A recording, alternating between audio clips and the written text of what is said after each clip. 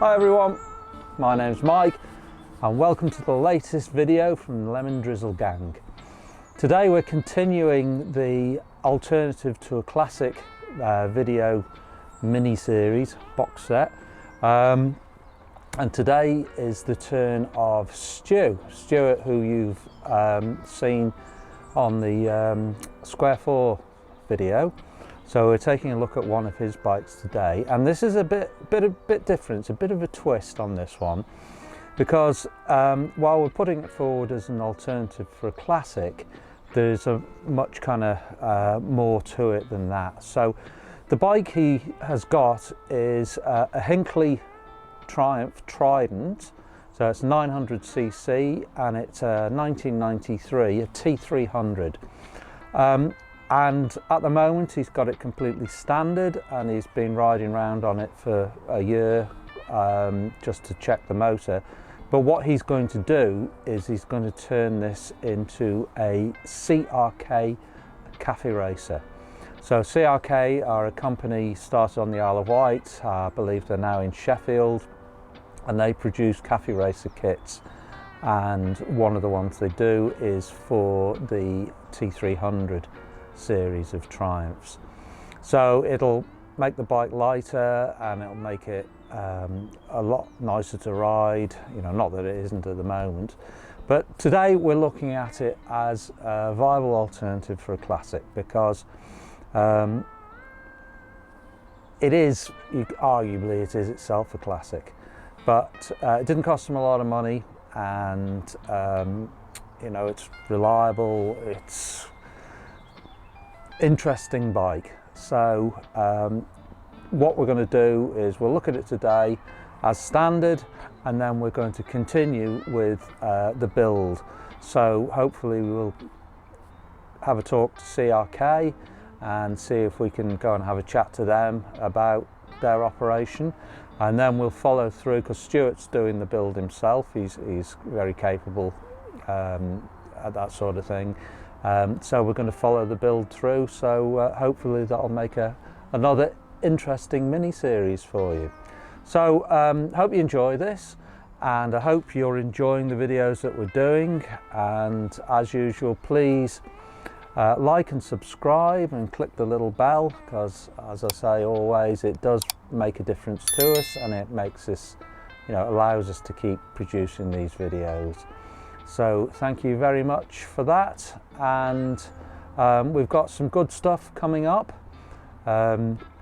Very excitingly, we have got an R90S, a beautiful BMW R90S that will be coming up in the next couple of months or so. So keep your eyes peeled for that one. I'm really looking forward to that. So, okay, thank you for watching, thank you for your support, and as always, on with the show.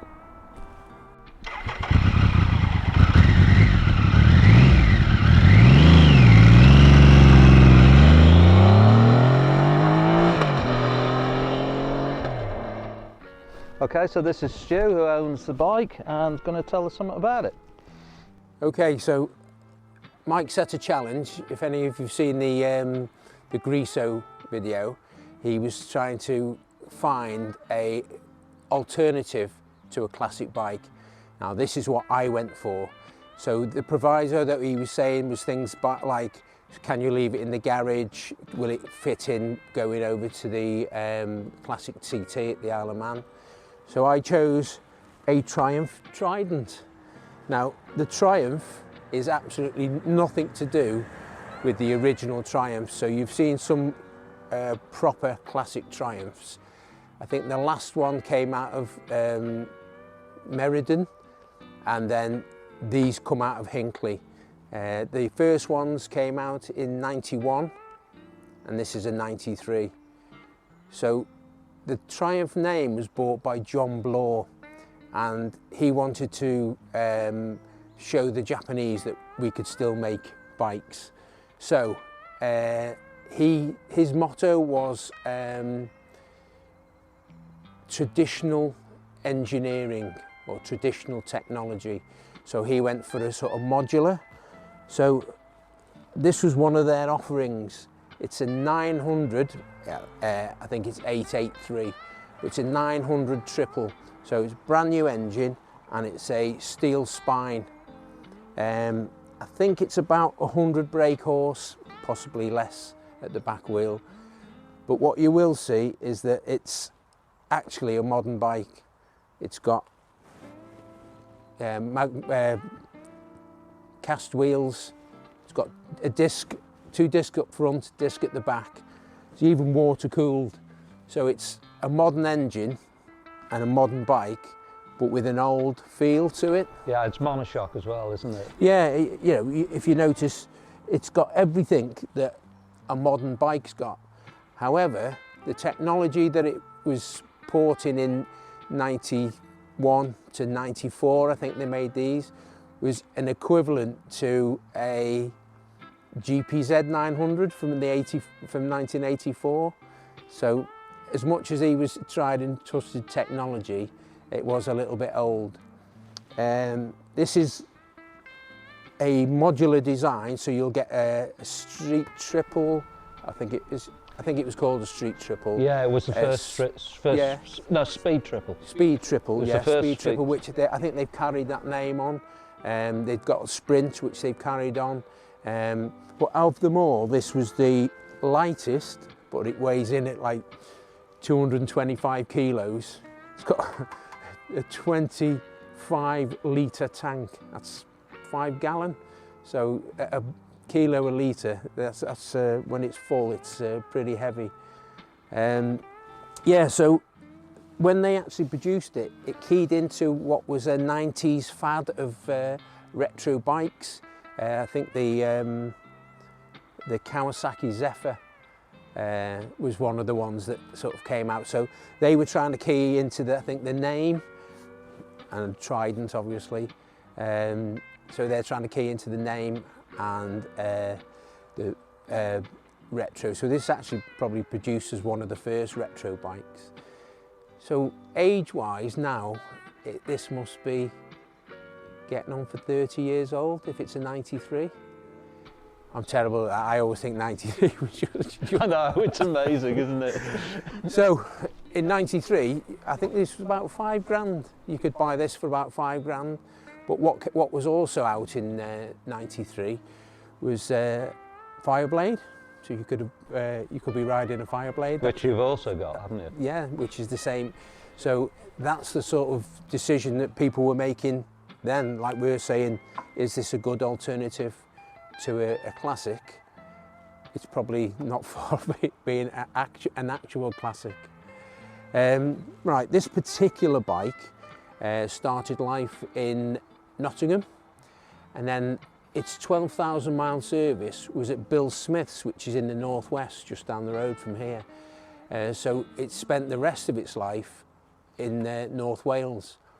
It then went into say a barn or somebody's garage in 2016, and I picked this up at the beginning of last year. So I had it recommissioned, I bought it recommissioned. Do you mind if I ask you how much you paid for it? Right, I paid £900. So it's a lot of bike for 900 quid, isn't it? What's that? Is that like just less than £10 per brake horse? Yes. So, however, I did have it commissioned. So it had 24,000 on the clock. I had it recommissioned, and I've been riding it this year with the idea of proving the engine. Now, the reason I've done that is because when, lovely bike, but when you ride it, there's a few things. The weight is pretty high. It's not balanced well, so what tends to happen is if you under hard braking, the back will lock up pretty easily. The front forks, I've had 2 sets of seals in a year. They pop if you take it off its centre stand, leave it on its side stand. So really it needs to shed a bit of weight. I love the motor. The motor, it's got real character to it because it's a triple. It does this sort of really, a noticeable vibration low down. It's like the engine's going to jump, the internals are going to jump out of the engine. it does this really sort of grunt low down, and then it just smooths out. Hopefully, if Mike gives it a bit of stick on his ride, you'll hear what it is. It sounds superb, doesn't it? Yeah, and these are the original exhausts, and they're actually made by Motad. So they obviously, I think they got a lot of companies involved in doing stuff for them. I'm going to try and talk Mike into putting a clip of a CRK riding off into the distance with some reverse cone megas on, and you'll see what this could sound like. Yeah. Could sound like. So I've just mentioned there CRK, their Café Racer kits. It was a guy down in, I think it was Isle of Wight. Yeah, down south on the Isle of Wight, and he decided that this would be a good donor motor for a Café Racer kit. So you can actually buy, I think he sold the business now to somebody in Sheffield, but you can still buy the subframe. So all this comes off at the back. So you've got a subframe, a smaller tank. That's the bone of contention. Some say it's a little bit too small. And in the front of the tank goes all the electrics from under here. So it sheds quite a bit of weight, which is what this needs to do. So for this year, I've just kept this absolutely standard. The only thing I've done is put a little screen on. Don't know why, because you don't really go fast enough to benefit from it. And that's all I've done. Well, we went down on a lemon drizzle away trip, didn't we? And you took this. And yeah, we went to Hay-on-Wye. Yeah, performed really well. Yeah, there was I'm going to use one of Mike's words here. There was a Nadgery Lane to where we were staying, which was an old farm just outside Hay-on-Wye, and it was the last part of it was, you know, grass growing in the middle of it, but it was a 60 limit, and that was a challenge. Well, so to stay under 60? Yeah, we were trying to get to 60 down the lanes, and yeah, it performed really well. We were with, I think we took the Norton up for the first day. Yeah, yeah, if you look at the video on the Norton, the first part of my riding is actually on that lane. Yeah, okay, yeah. So you'll see the lane. Yeah, it performed really well. We did quite a lot of trips out, and it was okay. And you did some two-up stuff, didn't you? The first day you were two-up, and it was great. It's again, suspension-wise, it's an old bike, and it probably a refresh, but to lose a bit of weight would probably help it as well. It would help us all. The only thing I will say is I went with a couple of friends down to Cardiff earlier in the year, MT09 and CBR 1000s, and with a spirited ride, it started to overheat. So I think you know, it won't keep up with modern day bikes, but if you watch some of the other lemon drizzle, you'll see that my father and I have got an aerial square 4.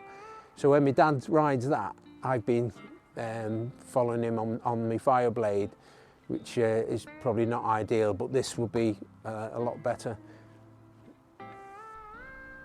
Cool, all right. So thanks for that, Stu. I think what we need to do now is go and ride it, and seeing as it's still frosty and you've got a new set of tyres on it, it's 100 brake horsepower and it's heavy, I'm a little bit of trepidation riding it. Yeah, well, you know, you did ask how much I'd paid for it, so I think £1,400. You're not going to do much damage. Yeah, all right, I'll get my checkbook ready. Nice one. All right, yep. Again, some of the other bikes that you've seen as an alternative, by the time I've got the kit and done the work, obviously, you know, the labour cost is free, but that's what, hopefully it should come in at around £3,000 with what I paid for this and the kit, and I'll have quite a nice usable bike that's quite unique. Yep, and the other thing is we're going to video the project as it progresses. Yeah, different stages. We've got 2 going on. Obviously, we're doing the aerial as well. So. Yeah? Nice one. Looking All forward right. to it. Lovely. Thanks a lot, Stu. That's great.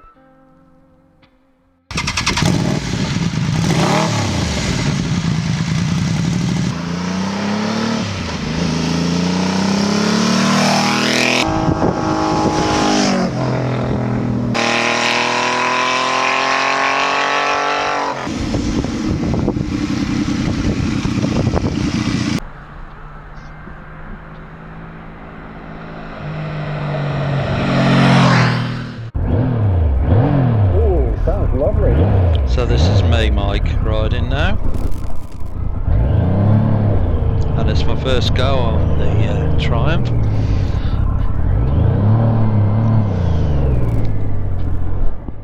Sounds great, doesn't it?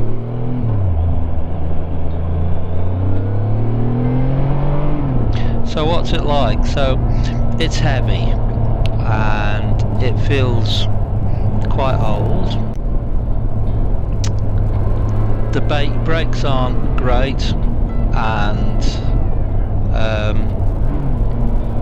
it is quite heavy to turn, but the upsides are the engine is absolutely fantastic on it. It's so flexible and it's so, well, it's got a great sound to it, and these are on the standard pipe, so you can imagine what once Stu CRK'd it. But with it being heavy, as I've just said there, you know, roads are slippy, brakes aren't fantastic, but you can lock the back easily, and I was taking it pretty easy at this point, but it did feel planted, you know, with it being quite weighty. It is quite planted. It's very, very comfortable. Engine revs up, as you can see there. You know, the controls are all lovely to use on it. It's quite a bit of wind blast even with that little screen, even though I'm, you know, God, I don't think I hardly broke 60 on this ride. To be honest, I was actually playing with the engine. I was having fun with the engine. You may have noticed when I crossed that cattle grid, it did a bit of a head shake. That's just an indication that the suspension's a bit tired, which you'd expect for, you know, like a, God, how many years, 30-year-old bike that you know, Stu paid 900 quid for. But as a basis for a CRK, it'd be fantastic. So, as an alternative to a classic bike, not as much as the V7, because really, as Stu says in this chat, it is more of a classic bike itself in many ways. You know, it's a turning point in the British bike industry. It's quite a landmark machine, really. You know, these early T300s, and they're very much overlooked these days. You know, the 955s and the 1050 triples are a lot more glamorous, but to be honest, you know, like I've ridden a few modern Triumph triples, and I really like the engine on this. I think the sound on it is superb. It's a great mile muncher, not ideally suited to these little nadgery lanes that we're on, but still, you know, great fun. I really enjoyed riding this. I wouldn't want to chase someone down a twisty road on a good handling bike, but it's not that sort of thing. But you know, as a basis for the CRK, I think it's fantastic. So thanks to Stu for giving me a go on this. I really enjoyed it, and follow us on the CRK build.